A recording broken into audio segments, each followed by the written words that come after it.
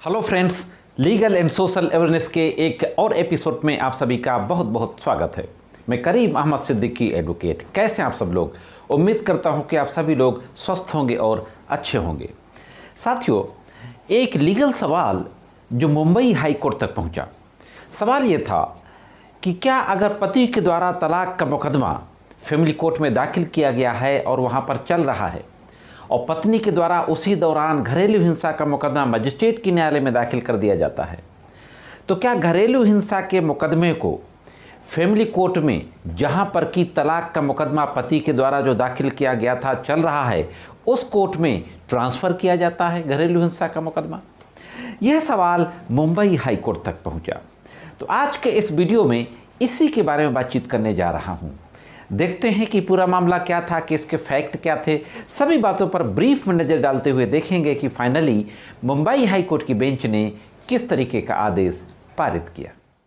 साथ ही उस मामले के फैक्ट ये थे कि पति पत्नी के बीच में जब विवाद हो जाता है, मैट्रिमोनियल डिस्प्यूट ज़्यादा बढ़ जाता है, दोनों लोग एक दूसरे से अलग हो जाते हैं, तो हस्बैंड के द्वारा मुंबई की जो बांद्रा स्थित फैमिली कोर्ट है वहाँ पर डाइवोर्स का सूट फाइल कर दिया जाता है। डिवोर्स के सूट की पेंडेंसी के दौरान ही पत्नी के द्वारा मुंबई के ही एक दूसरे डिस्ट्रिक्ट की अदालत है सीवरी, वहां पर डोमेस्टिक वायलेंस का केस फाइल कर दिया जाता है। जब हस्बैंड को नोटिस जारी होता है डोमेस्टिक वायलेंस के केस में, नोटिस जारी होने के बाद हस्बैंड के द्वारा डोमेस्टिक वायलेंस के केस को ट्रांसफ़र करने के लिए मुंबई हाई कोर्ट के समक्ष एक मिसलेनियस सिविल एप्लीकेशन दाखिल की जाती है। मिसलेनियस सिविल एप्लीकेशन नंबर 159/2023, पूरी डिटेल आपकी स्क्रीन पर है। इस सिविल एप्लीकेशन की सुनवाई करते हुए हस्बैंड के एडवोकेट के द्वारा मुंबई हाई कोर्ट के समक्ष ये कहा जाता है कि कई मुकदमों में हाई कोर्ट्स के द्वारा नियमित रूप से ये माना गया है कि तलाक की कार्यवाही अगर किसी फैमिली कोर्ट में चल रही है और पत्नी ने घरेलू हिंसा का मुकदमा किसी मजिस्ट्रेट की न्यायालय में दाखिल किया गया है पत्नी के द्वारा, तो उस घरेलू हिंसा के मुकदमे को फैमिली कोर्ट में जहां पर कि तलाक का मुकदमा चल रहा है वहां पर ट्रांसफ़र किया जा सकता है। और यह कहते हुए हस्बैंड के एडवोकेट के द्वारा कहा जाता है कि इस मामले को जो कि पत्नी ने सीवरी मजिस्ट्रेट के यहाँ दाखिल किया है, उसको घरेलू हिंसा के मामले को बांद्रा की फैमिली कोर्ट में जहां पर पति का तलाक का मुकदमा चल रहा है वहां पर स्थानांतरित कर दिया जाए। और यह भी कहा जाता है कि जब दोनों मामले, चूंकि दोनों के बीच पार्टियां सेम हैं, फैक्ट सेम हैं, दोनों मामले एक ही कोर्ट में होंगे तो अदालतों द्वारा पारित आदेशों में टकराव से बचा जा सकेगा और निर्णय सुनाने में जो दोनों अदालतों को जो एविडेंस एप्रिशिएट करनी होगी वो आसानी होगी। इस तरीके का आर्गुमेंट करते हुए यह निवेदन किया जाता है कि घरेलू हिंसा के मुकदमे को तलाक का मुकदमा जिस फैमिली कोर्ट में चल रहा है वहां पर ट्रांसफ़र कर दिया जाए। तो दोस्तों, अब देखते हैं कि मुंबई हाई कोर्ट के सिंगल जज की बेंच के द्वारा किस तरीके की टिप्पणी की जाती है और फाइनली क्या आदेश पारित किया जाता है। दोस्तों, इस मामले की सुनवाई मुंबई हाई कोर्ट के जस्टिस अरुण पेडनेकर की पीठ के द्वारा किया जा रहा था। न्यायमूर्ति महोदय के द्वारा महत्वपूर्ण टिप्पणी करते हुए कहा जाता है कि जो स्थानांतरण की शक्ति है, जो पावर ऑफ ट्रांसफर है, उसका इस्तेमाल तभी किया जा सकता है जब कोई व्यक्ति कानूनी प्रक्रिया का दुरुपयोग कर रहा हो, misuse the process of law हो रहा हो, तभी ट्रांसफर के पावर का इस्तेमाल किया जा सकता है। लेकिन हम किसी भी महिला को उसका इस विकल्प से वंचित नहीं कर सकते कि वो कहां कहां पे मुकदमा दाखिल कर सकती है।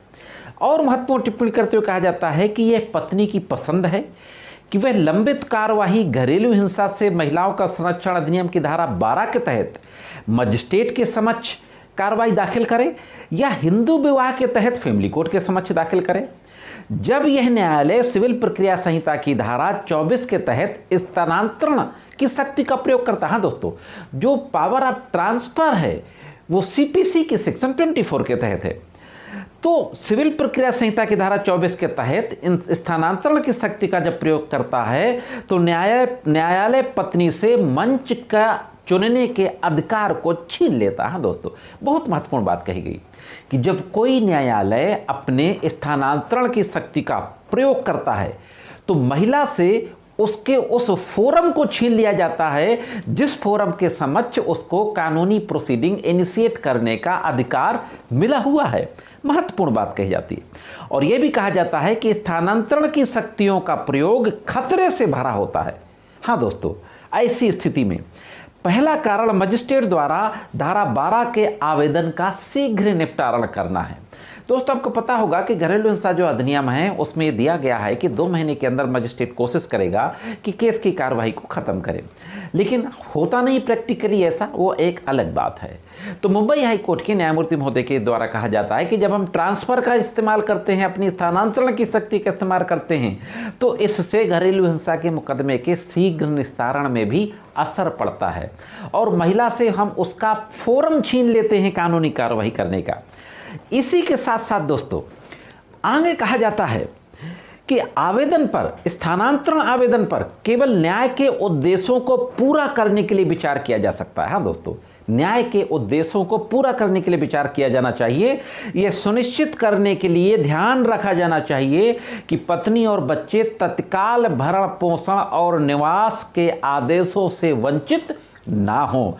इसी के साथ साथ कि न्यायाधीश ने मजिस्ट्रेट और पारिवारिक न्यायालय द्वारा पारित आदेशों में निर्णय के टकराव के तर्क को खारिज कर दिया। हाँ दोस्तों, जो पति के एडवोकेट के द्वारा कहा गया था कि मजिस्ट्रेट डोमेस्टिक वायलेंस के केस में ऑर्डर पारित करेंगे, फैमिली कोर्ट तलाक के मुकदमे में आदेश पारित करेंगे, तो आदेशों पे टकराव होगा।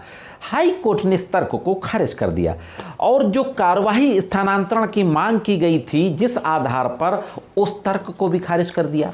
और मुंबई हाई कोर्ट के बेंच के द्वारा फाइनली कहा गया कि ऐसी स्थिति में मजिस्ट्रेट के समक्ष जो कार्यवाही चल रही है उसको फैमिली कोर्ट में स्थानांतरित नहीं किया जा सकता। और यह भी कहा जाता है कि अगर पति के द्वारा तलाक की कार्यवाही शुरू कर दी गई है तो पत्नी का अधिकार है कि घरेलू हिंसा की कार्यवाही के लिए मजिस्ट्रेट कोर्ट या फैमिली कोर्ट में गुजारा भत्ता मांग सके, जबकि पति ने पहले से ही तलाक की कार्रवाई शुरू कर दी है।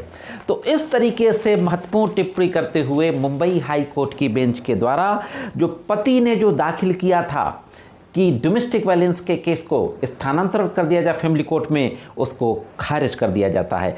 कोर्ट यह मानती है कि यदि समान तथ्यों पर समान पक्षों के बीच निर्णय का टकराव ही स्थानांतरण का एकमात्र आधार है, सिर्फ एक बेस है कि आदेशों पे टकराव होगा, तो पति द्वारा दायर प्रत्येक स्थानांतरण याचिका को ट्रांसफ़र कर देना चाहिए। इससे पत्नी का मजिस्ट्रेट के पास जाने का जो विकल्प है वो निरर्थक हो जाएगा। दोस्तों, बहुत ही महत्वपूर्ण टिप्पणियां ये की गई हैं। तो इस तरीके से फाइनली पति की याचिका को खारिज कर दिया गया। तो दोस्तों, यह थी एक महत्वपूर्ण जानकारी। वीडियो ख़त्म करने से पहले मैं जरूर आपसे कहना चाहूँगा कि अगर आप वीडियो को पहली बार देख रहे हो, चैनल में नए हो, तो चैनल को सब्सक्राइब करके बेल बटन को हिट करके ऑल पे ज़रूर सेट कर दें। और ये जो जानकारी मेरे द्वारा दी जाती है आपको अच्छी लगती हो तो वीडियो को लाइक शेयर करते रहा करें। आज के इस एपिसोड में सिर्फ इतना ही। मिलते हैं किसी अन्य एपिसोड में कानून की कुछ अन्य जानकारियों के साथ। तब तक महत्वपूर्ण जानकारियों के लिए देखते रहें लीगल एंड सोशल अवेयरनेस।